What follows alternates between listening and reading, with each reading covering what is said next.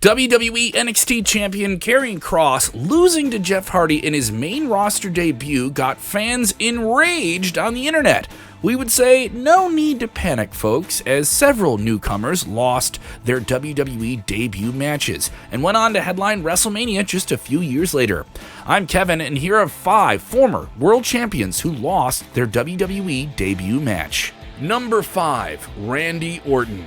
14-time WWE World Champion and Monday Night Raw's resident snake person, Randy Orton's debut match for the company was against Billy Gunn.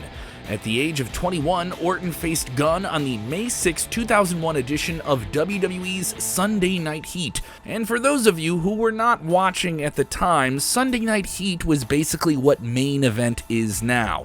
WWE would tape dark matches in front of live crowds and play them at a later date, usually featuring up-and-coming talent or lower-card wrestlers. Though Orton lost the bout to the Ass Man in under 4 minutes, it was an impressive outing and showed that he had a bright future in the WWE. However, Orton's official WWE debut match happened on SmackDown on April 25th, 2002, where he defeated another grizzled veteran in Hardcore Holly. It's crazy to think how it's been nearly 20 years since the Viper worked his first WWE match, and wow, how many heads has he punted in since?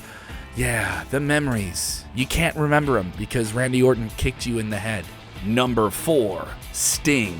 The icon, the franchise player of WCW, a man called Sting, finally made his WWE debut at Survivor Series 2014 when he helped Team Cena defeat Team Authority, coming in the final moments to help Team Cena's final competitor, Dolph Ziggler, help get the pinfall win over Team Authority's final competitor, Seth Rollins. Once the referee was knocked out, Sting appeared and took out Triple H and made sure Ziggler got that pinfall. Now at WrestleMania 31, Triple H got his revenge on Sting, beating him in his first match in WWE that people waited decades to see, and his only WrestleMania match.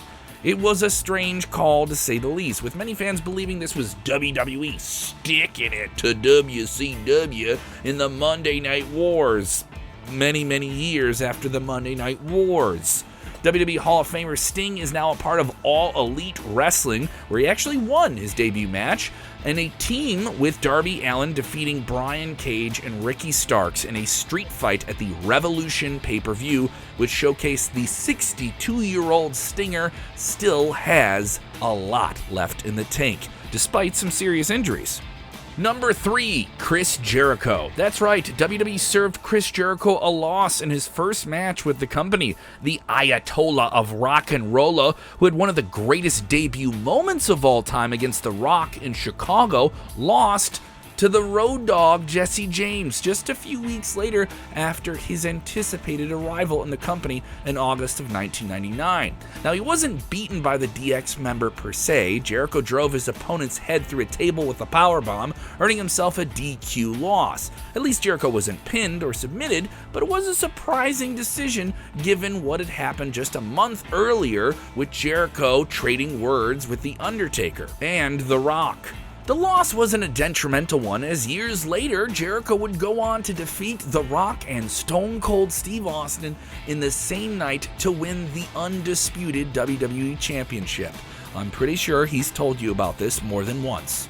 And if you didn't know that, you just made the list! The list of friends who I want to have a Chris Jericho watch party with. You bring the pizza, I'll pick the matches. If you try to put pineapple on that pizza, I'm going to put you in the walls of Jericho myself. Number 2, Daniel Bryan.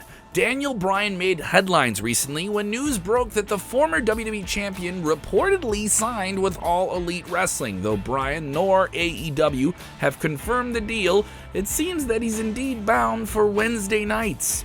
Interestingly enough, Bryan's first official loss in WWE, not counting his sporadic 2002 appearances, was against an AEW World Champion, Chris Jericho. In his debut match on NXT, which was then sort of a reality competition show, Bryan took on Jericho to his limit in the first ever episode of the brand. It was quite the match. Seek it out.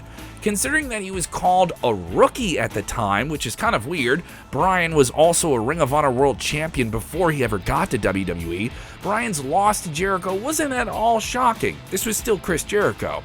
WWE at least made Bryan look like $1 million, even though he'd eventually go on to be the first eliminated on the show.